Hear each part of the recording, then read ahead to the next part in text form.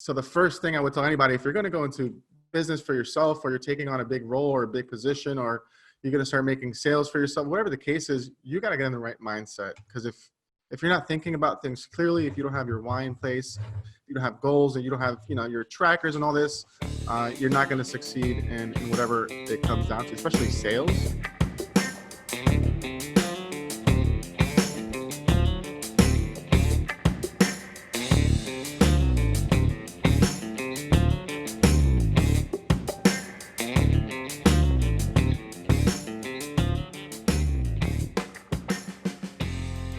Welcome to the Prospecting Show, where each week we talk about tips, tricks, and methods for growing an amazing small business pipeline. I'm your host, Dr. Connor Robertson, and on this podcast you can expect segments on communication, perceived value, opportunity, and closing. Thank you to everyone who has supported my 100 episodes and 100 days goal going into 2020. Enjoy the show.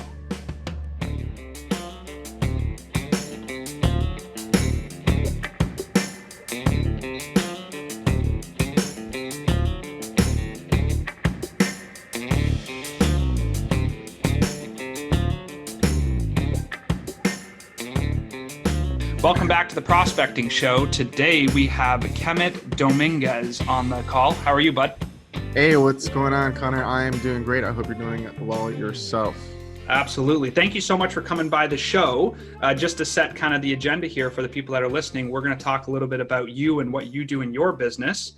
And then we can kind of transition into talking a little bit about some sales, prospecting, outreach, whatever it is that you want to talk about, so that the viewership can learn a bit about it. So to start off, tell us what you're doing. What's your business? What do you do professionally? And let's go from there. Yeah, absolutely. Thank you so much for that intro. So I am a digital marketing agency owner. So my job in a nutshell is I go after specific industries, for example, real estate and mortgage, life insurance, things like that. And I help bring more business to them, right? I do lead generation. So that's what I do. And been doing that for about 4.5 years, going on to 5 almost. And, to be honest, I love it. I've had a strong sales background growing up. I started working in sales at 14. I'm freaking 29, I'm getting old now. So, wow. But I've been doing sales for so long. Marketing was just like for me, it was kind of a way out of that 9-to-5 kind of trap. I didn't like having to go work for somebody else and kind of build their business and all that. So I was like, why don't I just take my own skills, build my own business, and work for myself? And then that's what I did, and that's what I'm doing now. And I'm also helping other people, like beginning entrepreneurs or agency owners and things like that, to help get them started in their own sales process and in their own business. That's awesome. So what would you say your piece of advice would be to people? Like, you got this kind of coaching program or consulting program where you're teaching other entrepreneurs how to kind of run their business. Where do you see them falling short, and where do you think you'd give some advice for them when they're starting out? What should they do when they start? So, wow, what a groundbreaking question here. So the first thing that I notice when it comes to really anything, that's you going into the unknown and you trying something that you've never done before and you having to come out of that shell. It's like that fear of X, Y, and Z, right? That fear of, oh my God, they're going to say no. Or that fear of, oh my God, what if I get shut down? Or that fear of like, oh my God, what if I say something wrong on the call, or this happens? I'm like, you cannot let that fear hold you back. And that comes down to mindset. So the first thing I would tell anybody, if you're going to go into business for yourself, or you're taking on a big role or a big position, or you're going to start making sales for yourself, whatever the case is, you got to get in the right mindset. Because if you're not thinking about things clearly, if you don't have your why in place, you don't have goals, and you don't have, your trackers and all this, you're not going to succeed in whatever it comes down to, especially sales, right? You can't go into a sales call all depressed and like feeling down. Like, no, you want to get pumped. You want to put some M&M, raise it up on blast. You want to go sprint 3 times and, drink some coffee and get pumped and get in the mood. Yes. Yeah. I tell them that because they're like, oh, I don't think I did so good on the call. And then I ask for the recording and this guy sounds like he's half asleep. Like there's no energy. There's no tonality. And I'm like, dude, I want to hang up on you 45 seconds into this call. And this guy lasted 14 minutes. Yeah, no, absolutely. That's super important. So when you do some of this consulting stuff and you have your team, your clients, I guess I should say, doing sales calls, do you recommend phone calls, Zoom, some other kind of video chat? Like what do you suggest is the best way so someone can have great tonality, good body language? What do you think is the best way for somebody to actually prospect with their clients, do those sales calls? Yeah, absolutely. That's a great question. So I get this a lot, and people get confused as to what they should be doing.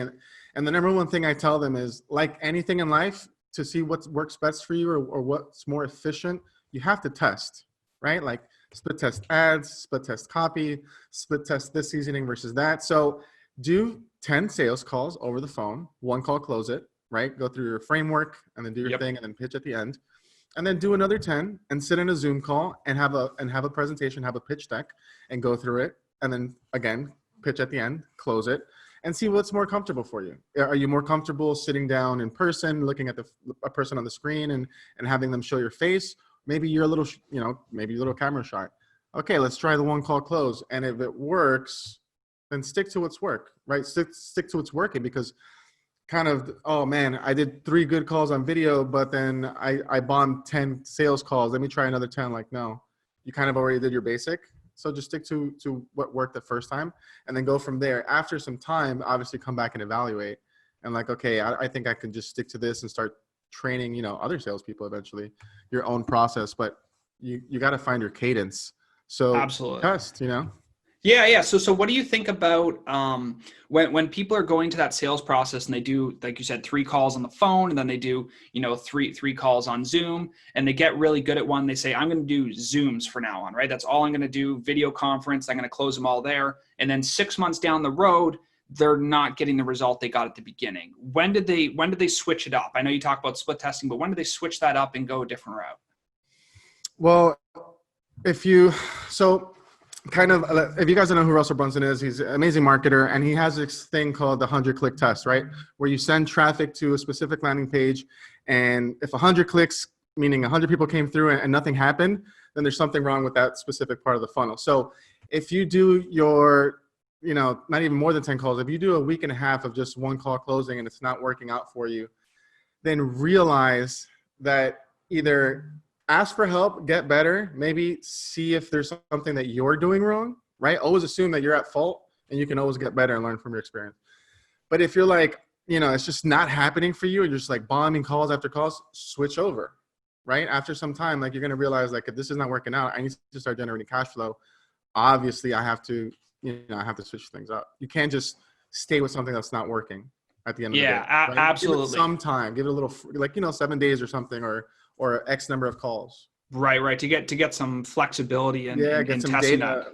that. Exactly. Yeah. So what would you say in terms of the offers that people make? If you had to give some advice to the viewership on offers, do you like to have a mid-range offer and then an upsell offer, or do you like a mid-range offer and then a downsell offer? What do you find works best for your kind of your business and for when you in your consulting group that you teach or your coaching group? Well, what do you recommend? Yeah, for sure. That's an actual great question. So what I tell my students, and when they're going after a specific industry, the first thing I tell them is to know your market, right? You have to understand who you're talking to, who you're selling to, what are their wants, their fears, their needs, their goals, what have they tried already, right? And you want to go down that route, especially if you can do what's called a customer research campaign. This is something that I do in my own business when I'm entering a new niche, like landscaping, let's say. I've never done it before, so I have no idea what the audience wants. So I'll do a little survey, and it's based off the concept of Ask by Ryan Levesque. And then I put out an ad, and I get this feedback from people in real time, real life answers. And then I'm like, okay, people want to not get ripped off. People want to make sure that you don't cut off their flowers, and then A, B, C, and D. I take that, and then I create an irresistible offer on that. It has to be irresistible. Like if your offer, whatever you're putting together for whatever business, if you hear it and you don't say, oh my God, that's a no-brainer, like I have to buy that right now. If they don't feel that way, then it's not an irresistible offer, right? Then you're gonna have to work hard to sell it.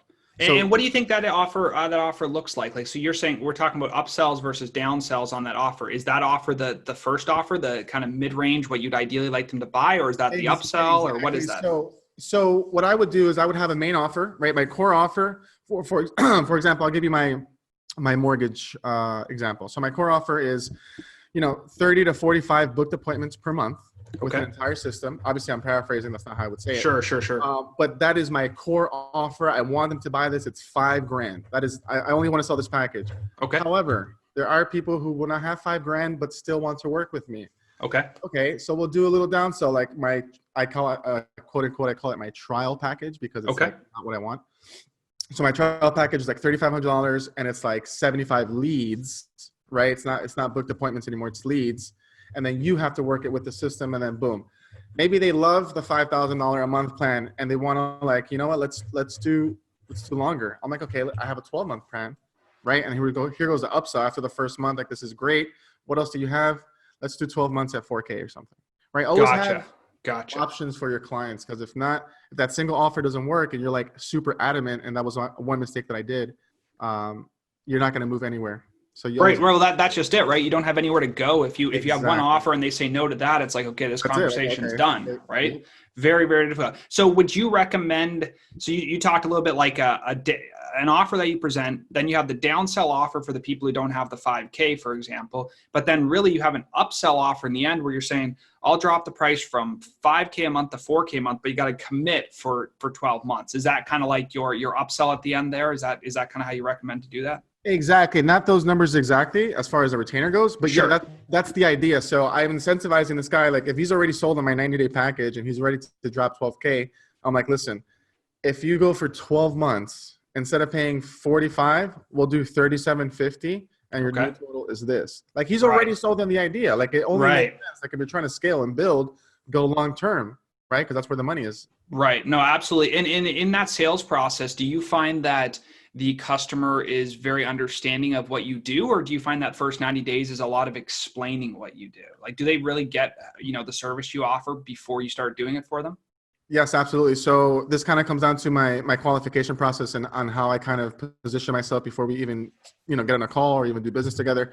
So they understand it's a 90-day framework because you can't just generate results for the specific industries that I'm in anyway overnight, right? It's 45 to 90 days at the minimum. So that's kind of what I'm pitching.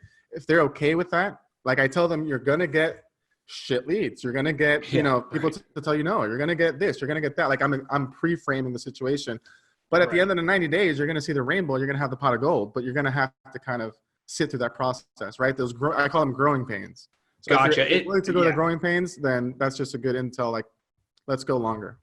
Absolutely. So what industries are you working in right now so that if our viewership has somebody they want to refer to you, what is your primary industries you're working on? For sure. Absolutely. So I only have 4 that I'm working on that I'm focusing on actively is real estate, it's mortgage, it's life insurance, and it's financial advisors. Those 4. Awesome. So if they wanted to get in contact with you, any of those kind of 4 markets there, how would they reach you? A good way to reach me would be on LinkedIn. Just look up my name, Kemmet Dominguez, Kemmet, and my last name, Dominguez. I'm there. You guys will, send me a message. Let's connect. Let's talk. I love to jump on a call and see how I can help you. Awesome. Well, thank you so much for coming by the show, man. That insight is great with what you guys are doing. And hopefully you can link up with some of those people after the show here and share the podcast out. But would love to have you back in the future for another segment. We could talk shop more on the marketing side, but really appreciate you being on the prospecting show. Thanks a lot. Thank you for having me, guys. Have a good one. Absolutely.